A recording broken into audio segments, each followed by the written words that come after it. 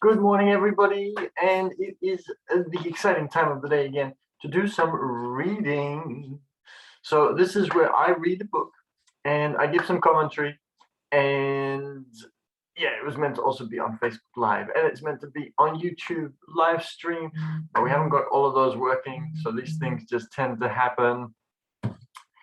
Now, the idea was to read this book here, Rich Dad, Poor Dad, but I only have the Chinese version of it. So some of you might speak Chinese, but I think a lot of you might not speak Chinese, so that is fine.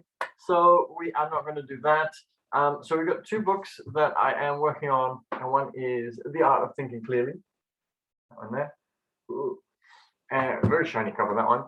And 4-Hour Work Week. And what we might do is yeah, we've been reading from The Art of Thinking Clearly. So we might read another chapter of that because it's really good. And it definitely is interesting because I don't always agree with everything. And so it leads to this really great discussion. But it is really good to take some time to read. And hello to Simon, who is joining us on Bigo Live, which is really awesome. And so we are up to, yeah, we've just read about why you see shapes in the clouds. That was a very interesting one from a psychology point of view and how the brain works. So I am very good. Thank you to everybody that's asking. And let's start doing some reading so that everybody can get into some reading. Because a lot of us are really busy, so there's not enough time to do some reading. So I'm going to do the reading for you. And I love reading, so it's all good. Okay, if 50 million people say something foolish, it is still foolish. Social proof. You're on your way to a concert. At an intersection, you encounter a group of people all staring at the sky. Without even thinking about it, you peer upwards too. Why? Social proof. In the middle of the concert, when the soloist is displaying absolute mastery, somebody begins to clap and suddenly the whole room joins in. You do too. Why? Social proof. After the concert, you go to the coat check to pick up your coat. You watch how the people in front of you place a coin on a plate. Even though officially the service is included in the ticket price, what do? You probably leave a tip as well. Social proof, sometimes roughly termed the herd instinct, dictates that individuals feel they are behaving correctly when they act the same as other people. In other words, the more people who follow a certain idea, the better or truer we deem the idea to be. And the more people who display a certain behavior, the more appropriate this behavior is judged to be by others. This is, of course, absurd. But I know it definitely works. And when I used to have a cafe, I used to get my staff to sit out the front of the cafe drinking some coffee like they were clients. And this gave the social proof that people thought that there were already customers at the cafe. So I used to live in a place called Manly here in Sydney, and there used to be a beautiful beach with like about 10 terraces, 10 different cafes with terraces out the front, in front of the beach. And wherever the first person would sit down, everybody else would sit there. So that cafe was completely full and all the others were completely empty. Then when that one's full, somebody would go and sit down at one of the others, and then that one would fill up. But only the ones that were already full would fill up and all the other ones would be quiet. So I always told them, the strategy here is you get your staff to sit there so that it looks like they're already customers and everybody else will join in. And you're using the principle of social proof, which is what we're reading about this morning here in The Art of Thinking Clearly. Social proof is the evil behind bubbles and stock market panics. It exists in fashion, management techniques, hobbies, religion, and diets. It can paralyze whole cultures, such as when sects commit collective suicide. A simple experiment carried out in the 1950s by legendary psychologist Solomon Asch shows how peer pressure can warp common sense.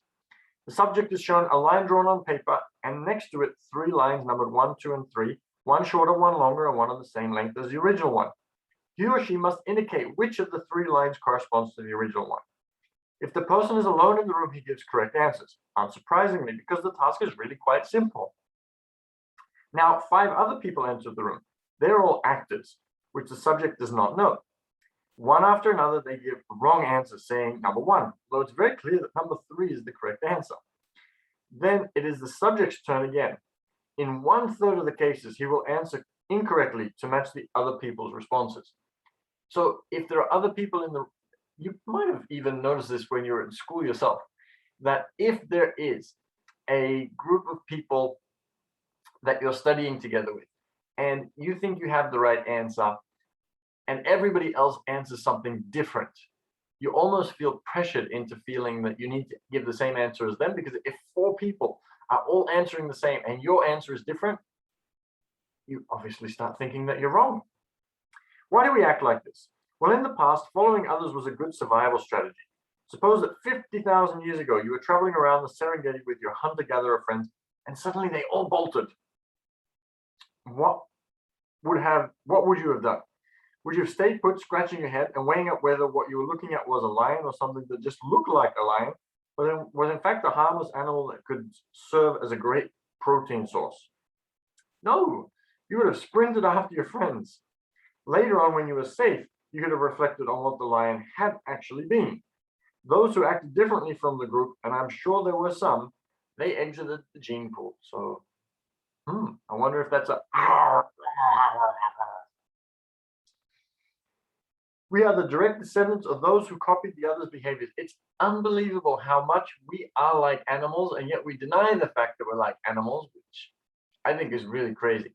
So we have these instincts, we have a lot of things from back in those days, even though some of them don't serve us anymore. Some of them do, but some of them just don't serve us at all anymore in these modern times.